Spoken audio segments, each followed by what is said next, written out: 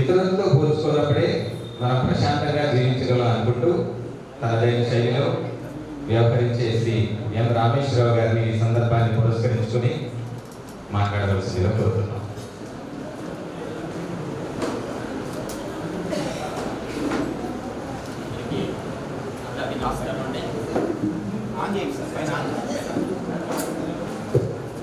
అందరికీ నమస్కారం. వేదిక పైన ఈరోజు సన్మాన గ్రహీతగా ఉన్నటువంటి పరమావతి మేడం గారు, రామరాజు సార్, అట్లనే అతిథిగా చేసినటువంటి ఎంఈఓ గారు, జూడి గారు సార్, శర్మ గారు, రాజు గారు, అందరికీ కూడా నమస్తే.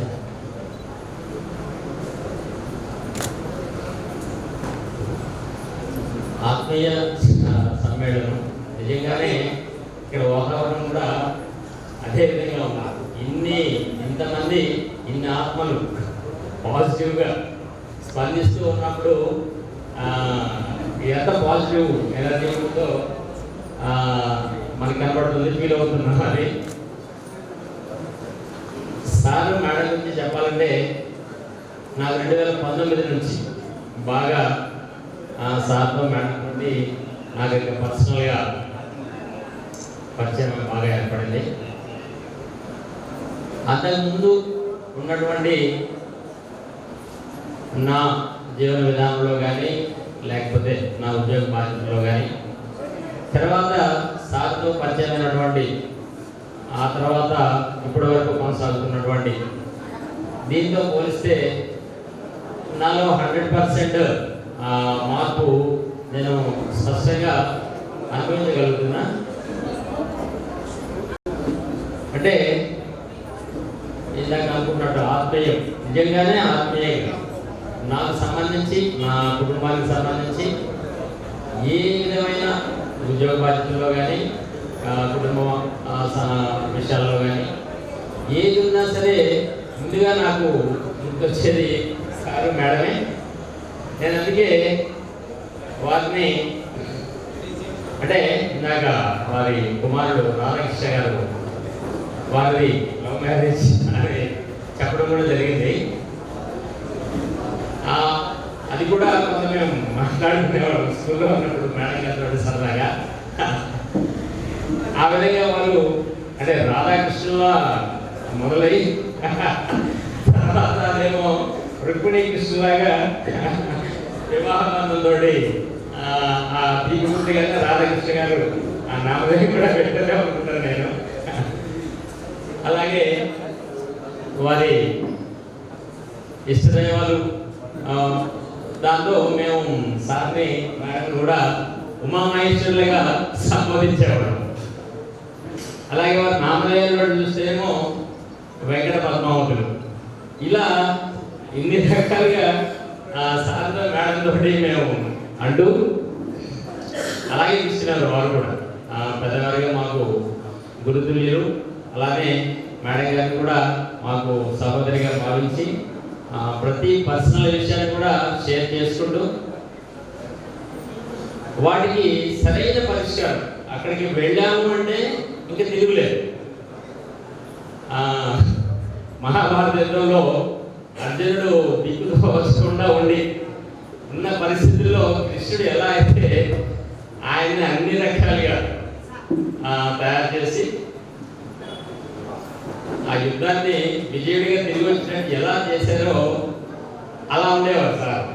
సార్ దగ్గరికి వెళ్ళి సార్ ఇది సమస్య ఇక పూర్తిగా పుట్టి మునిగిపోతున్నా సరే ఏమైతే అది ఫైనల్ చెప్పు, ఇదే కదా, ఎంతకు మించి ఇంకేమైనా అవుతుందా? ముందు అది మనసులో ఒకసారి గట్టిగా అనుకున్న తర్వాత ఇక సార్ బయటకు వచ్చినప్పుడు చాలా హ్యాపీగా ఉండేది. ఇక నేను నా ఉద్యోగ బాధ్యతలో కానీ కొన్ని విషయాల్లో నేను ఫేస్ చేసినటువంటి సమస్యల్లో చాలా రకాలుగా క్రింది స్థాయి నుండి దాదాపు రాష్ట్ర స్థాయి వరకు కూడా సహజంగా నేను ఏదైనా కొంచెం వివాదం అలా అనేసరికి కొంచెం దూరంగా ఉండేవాడిని. వాడి జోలికి పోకుండా ఉన్నంత వరకు సర్దుకుపోతూ ప్రశాంతంగా ఉద్యోగ బాధ్యత నిర్వర్తించాలి అలా ఉండేది. కానీ కొన్ని విషయాల్లో ఆటంకాలు ఏర్పడినప్పుడు మాకు గుర్తొచ్చే సారే వెళ్ళగానే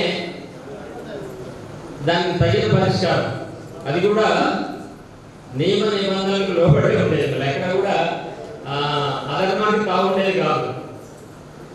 అంటే మనం మహాభారత యుద్ధంలో కానీ అలా కానీ కృష్ణుని గమనిస్తే ధర్మాన్ని నిలబెట్టడానికి కొన్ని చోట్ల మనం కొంచెం ఇలా చేయొచ్చు అనేది మనకు తెలుస్తుంది. కానీ అది కూడా ఉండేది కదా, ఏది మనం చేయొద్దు, ఇది ఇర్రెగ్యులర్, దీని జోలికి మనం పోవద్దు, మనం ఇలా చేద్దాం అని నిక్కచ్చిగా నిజాయితీగా మమ్మల్ని తయారు చేసేవాడు.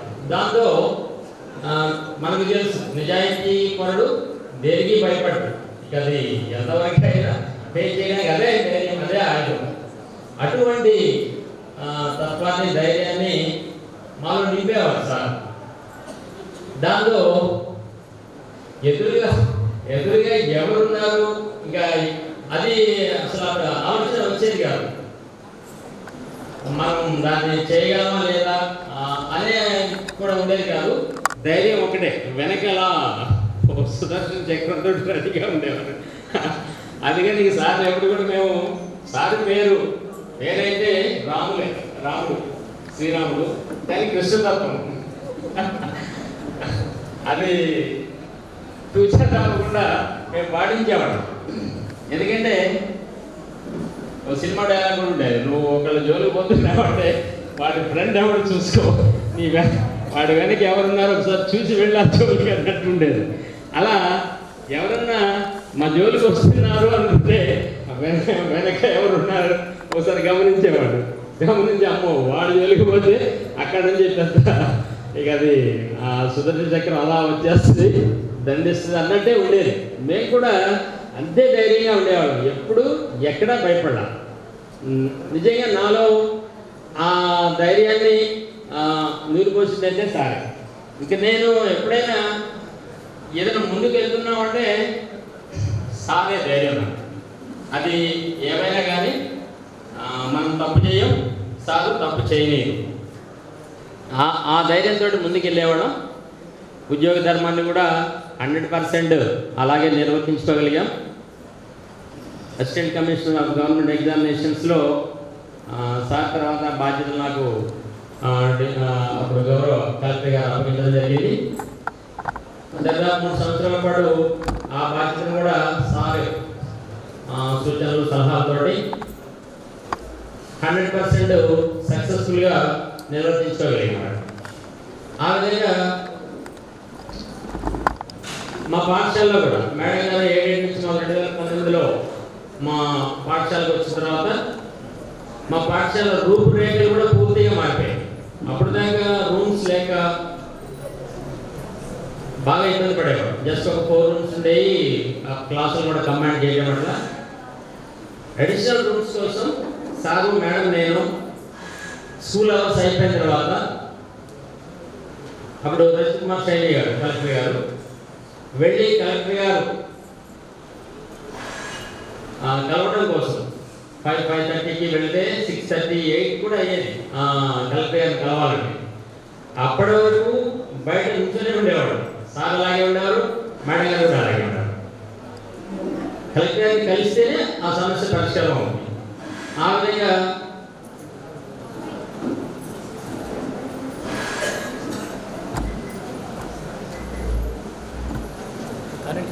విధంగా చాలా రోజులు అలా తిరిగిన తర్వాత మాకు రూమ్స్ శాంక్షన్ చేయడానికి అయింది.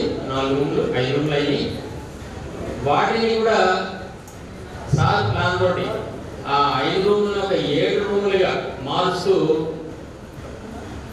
ఇంజనీరింగ్ ప్లాన్లో కూడా కొంచెం సూచనలు సలహాలతోటి చక్కగా 7 రూమ్స్ అసలు ఫుల్ ఫ్లెడ్జ్డ్ రూమ్స్ అక్కడ.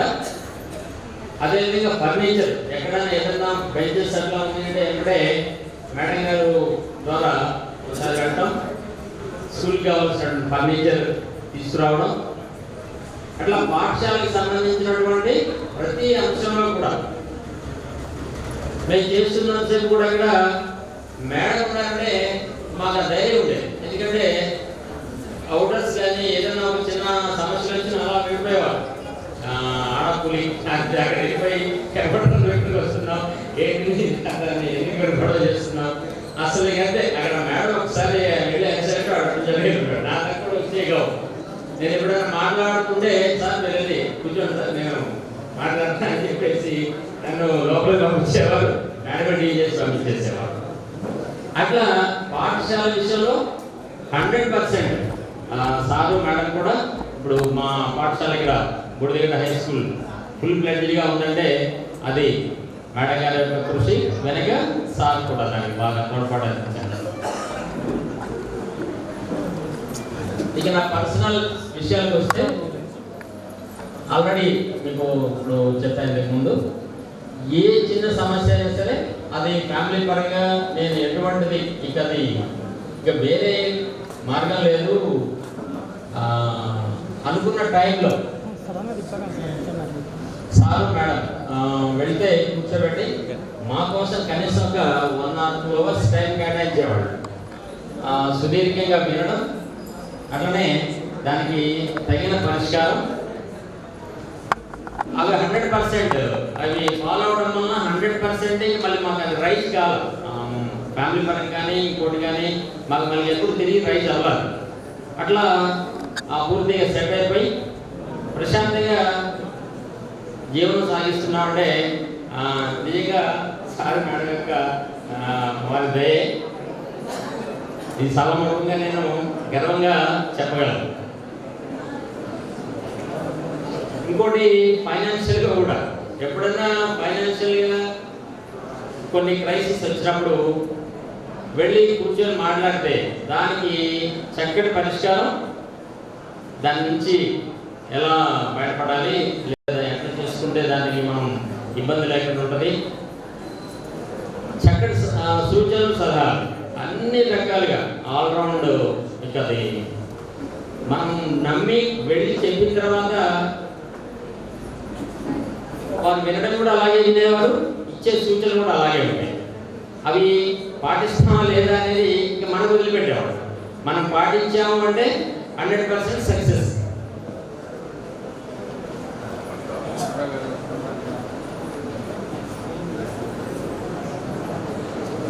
ఇక ఫైనల్గా ఒకటి, ఇంటి నిర్మాణంలో మా స్వగృహం నిర్మాణంలో కొంచెం తటపడాయిస్తూ ఇబ్బందులు ఉన్న టైంలో ఒక 2 నిమిషాల్లో ఎందుకంటే మంచి వేదిక లేదు మళ్ళీ నేను పంచుకోవడానికి అనుకున్నదే ఆత్మీయులు కాబట్టి అందరూ అర్థం చేసుకుంటారు అనుకుంటున్నా. నైట్ 10:30, 11 కూడా అవుతుంది. నేను మా మిస్సెస్ వెళ్ళాం. ఇంటి విషయం ఒకసారి మాట్లాడిన తర్వాత మేడం అలా ఉన్న పలంగానే జస్ట్ ఇక ఏం లేదు సార్ వెళ్ళడం పదంగా సార్ని కార్ తీయమన్నారు. 10:30 to 11:30, 12 వరకు సుజాత నగర్ ఆ చివరి నుంచి ఈ కొత్తగూడ ఈ చివరి వరకు ఉన్నటువంటి అపార్ట్మెంట్స్ అన్నీ ఒకసారి తిరిగి వచ్చాను నైటే. అంటే అది శుభశ్రీ శ్రీగ్రామ్ ఒక మంచి కార్యక్రమం కాబట్టి దాన్ని మనం రేపు చేద్దాంలే అట్లా ఎన్నో చేద్దాం వాయిదా పడుతుంది ఇప్పుడే చూద్దామని చెప్పేసి అలా రావడం. మంచి ప్రారంభం అనేది సగం పని పూర్తవుతుందనే నానుడి ప్రకారం నిజంగానే ఆ రోజు అలా ప్రారంభించినటువంటి ఆ పని ఒక నెల తిరిగేటప్పటికే మేము సొంత ఇంటిలోకి వెళ్ళగలిగాం. అది నిజంగా కూడా సార్ మేడం ఇచ్చినటువంటి ప్రోత్సాహం, ఆ ధైర్యంతో ముందుకెళ్ళగలిగాం. అట్లా చెప్పాలంటే ఇంకా చాలా ఉంటాయి, ఇంకా మాట్లాడే వస్తువులు ఉంటారు కాబట్టి ఒకసారి ఈ సభముఖంగా పంచుకున్నందుకు ఆనందంగా ఉంది.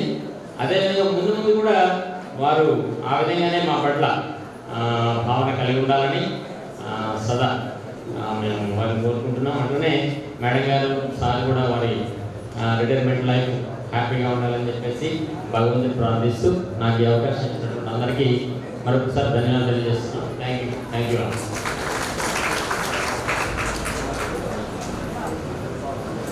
Thank you sir.